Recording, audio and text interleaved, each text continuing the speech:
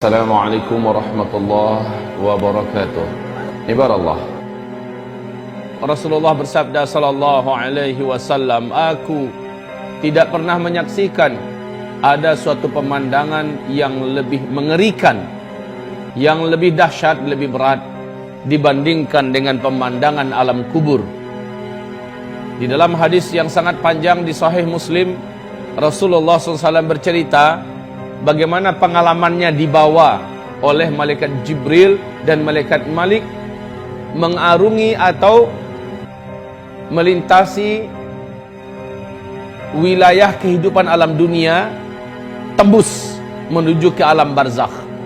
Rasulullah melihat pemandangan-pemandangan. Makanya kata beliau dalam hadis pertama tadi, aku belum pernah menyaksikan ada pemandangan yang lebih mengerikan, yang lebih menakutkan, melebihi pemandangan alam kubur. Faman naja minhu fama ba'dahu aisar. Siapa yang selamat di alam kubur, kehidupan setelahnya baginya adalah ringan dan mudah. Faman lam yanju minhu fama ba'dahu asyad. Siapa yang di alam kuburnya ternyata dia banyak masalah, siapa yang di alam kuburnya dia ternyata banyak mengalami tekanan, siksaan apalagi, maka kehidupan setelah itu asyad, adalah lebih dahsyat baginya, lebih berat untuknya. Wal tanzur nafsun ma qaddamat lighad. Hendaknya setiap jiwa merenung kembali perjalanan dalam kehidupan ini, untuk dia bisa menilai dirinya akan diperlakukan seperti apa kelak di seberang kematiannya. Kehidupan ini adalah kehidupan yang singkat, wahai hamba-hamba Allah. Kehidupan yang singkat. Kenapa demikian? Urut-urutannya, kata Rasulullah SAW, kehidupan di alam rahim sempit dan waktunya cuma 9 bulan. Ketika orang itu lahir, dia berpindah kehidupan yang lebih lapang sedikit. Betul tidak?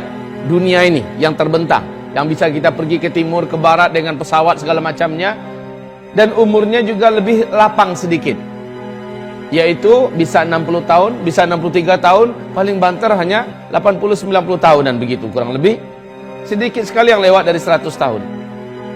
Lalu setelah itu dia mati. Kehidupan yang dia hadapi setelah kematian itu jauh lebih panjang, dan ke alamnya jauh lebih luas dan lapang.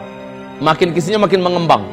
Nanti setelah tiupan sangkakala yang kedua, ya, setelah kiamat terjadi, di tiupan sangkakala pertama, kemudian manusia, jin, seluruh binatang, langit dan bumi sirna. Kullu man 'alaiha fan wa yabqa wajhu rabbika dzul jalali wal ikram. Seluruh yang ada, yang pernah Allah ciptakan di tiupan sangkakala pertama akan menjadi sirna seluruhnya. Kemudian pas tiupan yang kedua, manusia dihidupkan kembali. Nah, itulah kehidupan yang tidak ada lagi batasnya. Kehidupan yang tidak ada lagi kematian. Ternyata, wahai Bapak Ibu, saudara-saudari yang kami muliakan, kematian adalah ciptaan Allah. Kematian nanti pada hari kiamat, kata Rasulullah SAW, di depan seluruh jin dan manusia di padang mahsyar, akan diambil oleh malaikat maut, lalu dicengkramnya dengan tangan kirinya. Kematian itu seperti binatang, kata Rasulullah. Jadi Allah menjadikan kematian itu diibaratkan seperti sebuah binatang. Apabila orang yang masuk surga telah diantarkan ke surga dan mereka masuk, apabila orang yang jadi ahli neraka telah diantarkan ke neraka dan diseret ke neraka dan masuk, lalu malaikat di antara surga dan neraka mengangkat binatang ini. Dia bertanya dan berkata dengan suara yang terdengar oleh siapapun saja di seluruh penduduk surga dan di seluruh penduduk neraka, kalian tahu apa ini? Ini adalah kematian. Dengan ini kalian dulu dibatasi kehidupan. Dengan ini kalian dulu berujung dengan kematian. Ini adalah kematian. Maka malaikat ini langsung menyembelih kematian itu di depan seluruh penduduk surga yang ada di surga, oleh penduduk neraka yang ada di neraka bisa menyaksikannya.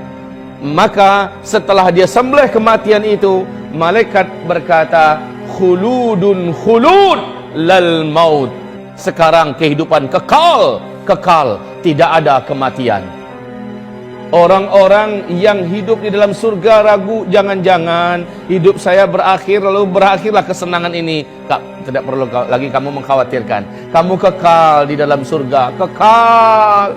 Hari demi hari yang kamu jalani di dalam surga lebih sempurna dan lebih enak daripada hari sebelumnya.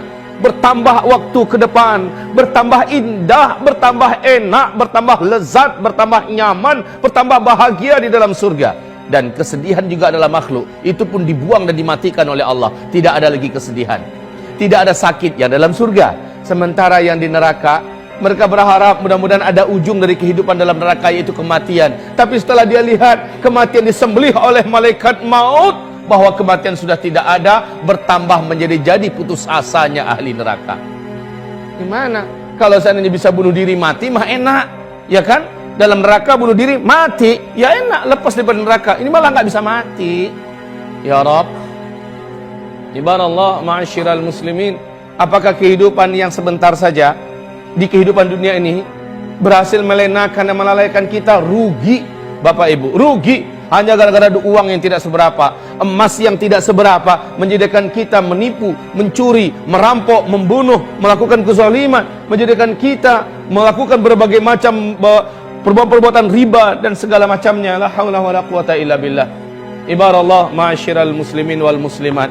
Pembahasan kita terakhir di Masjid Al-Bina dulu saya ingat, yaitu tentang perjalanan roh, dan ini sudah selesai. Perjalanan roh, bagaimana dia dicabut dan seterusnya. Kemudian kita menceritakan tentang pengalaman Nabi, apa yang beliau saksikan di alam kubur, bahwa pemandangan yang ada di alam kubur kontras habis dengan pemandangan yang ada di Mala'ul A'la. Mala'ul A'la adalah tempat rohnya orang-orang beriman, orang-orang soleh, dibawa membumbung ke langit, disimpan di sana. Di mana? Di salah satu di antara taman-taman surga. Sehingga Rasulullah bersabda, sesungguhnya kuburan itu untuk orang beriman adalah raudhah mir riyadil jannah, satu taman di antara taman-taman tempat transit kita loh Pak. Orang beriman tempat transitnya menjelang sangkakala pertama ditiup, yaitu di taman surga.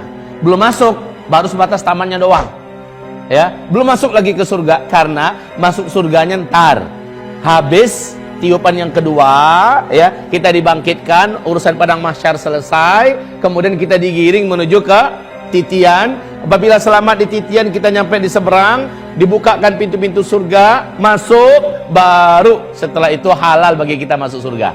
Menjelang kiamat, yang terjadi bukannya masuk surga dulu, tetapi diletakkan di wilayah transit, yaitu salah satu taman di antara taman-taman surga.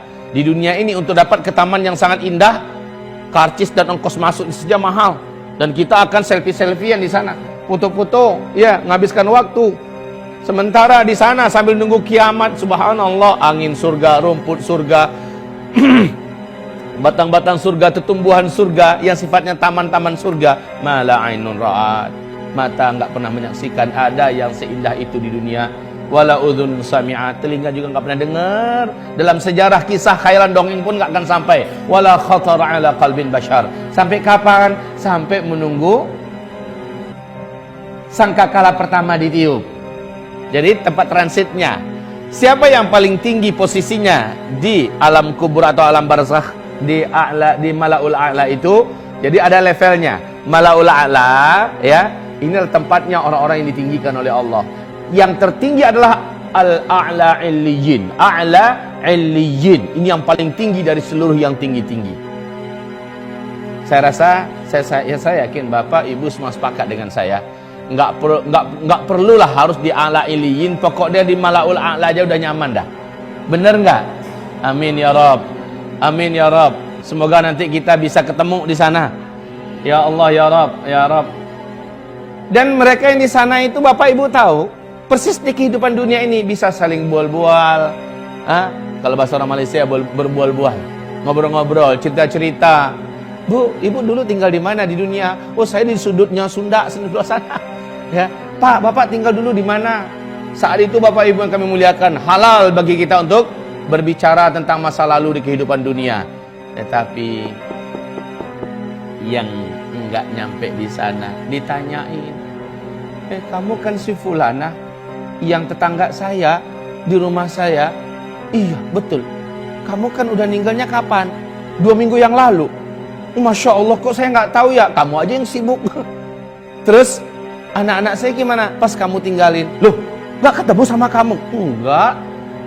Anak kamu udah meninggal duluan sebelum saya 3 bulan yang lalu dalam tragedi kecelakaan. Lalu dicari database-nya, gitu loh kita nanti di Malaul A'la dicari database-nya. Kok anak saya nggak ada, di mana posisinya? Maka tahulah orang tua atau kita yang sudah meninggal dan letaknya di tempat yang mulia itu, anak kita bukan di situ tempatnya, tapi di mana? Asfalas safilin.